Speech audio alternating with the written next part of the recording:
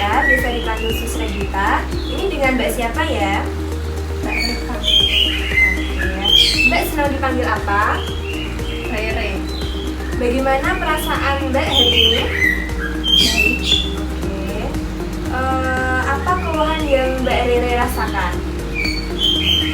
Saya sering mendengar suara-suara bisikan. Suara siapa itu Mbak? Nggak tahu, kayak ada orangnya. Baiklah, bagaimana kalau kita berbicara tentang suara-suara yang Mbak Rere dengar tapi tidak ada wujudnya itu?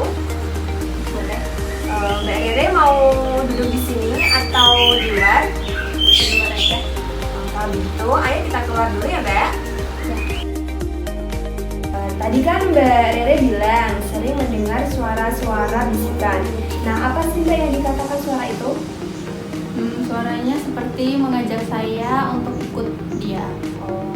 Suaranya itu terus-menerus atau sewaktu-waktu Mbak? Sewaktu-waktu aja sih. Dalam sehari bisa berapa kali Mbak Rere mendengar suara itu?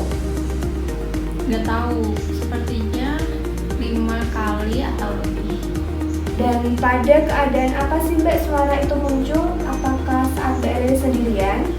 Iya, saat saya sendirian. Nah, yang Mbak Rere rasakan saat mendengar suara itu apa Mbak? Saya merasa pusing. Oke, Mbak Rere merasa pusing ketika mendengar suara itu ya. Nah, kalau yang Mbak Rere lakukan saat mendengar suara itu apa?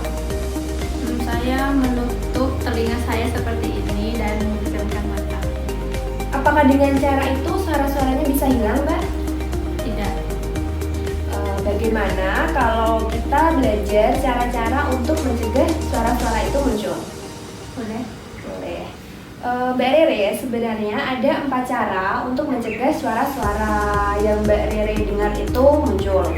Yang pertama yaitu dengan mengheading atau mengusir suara. Kemudian yang kedua yaitu bercakap-cakap atau berbicara dengan orang lain saat Mbak Rere mendengar suara tersebut. Yang ketiga yaitu dengan melakukan kegiatan harian yang sudah terjadwal. Dan kemudian yang keempat yaitu meminum obat secara teratur.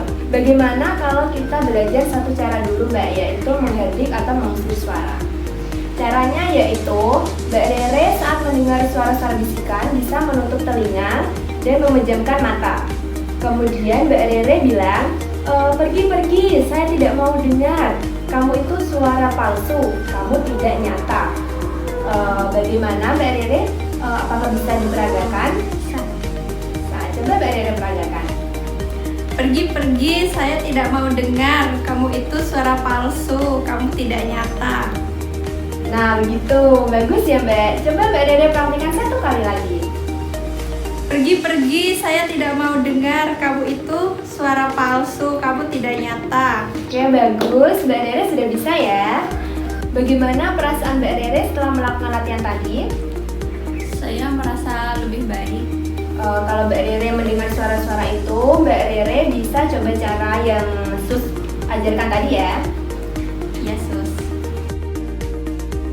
Nah, bagaimana kalau misal besok kita bertemu lagi untuk belajar dan latihan mengendalikan suara-suara yang kedua, yaitu berbicara atau bercakap-cakap dengan orang lain saat mendengar suara Mbak? Iya. Mbak Rere mau jam berapa? Bagaimana kalau jam 2 siang lagi Mbak? Iya, boleh. Oke. Kira-kira Mbak Rere mau berlatihnya berapa lama? Jangan lama-lama. Baik. Mbak Rere tempatnya mau di mana? Sini aja. Baiklah. Sampai jumpa besok ya Mbak Rere. Saya pergi dulu. Silakan Mbak Rere bisa bermain lagi dengan teman-teman yang lain. Selamat siang.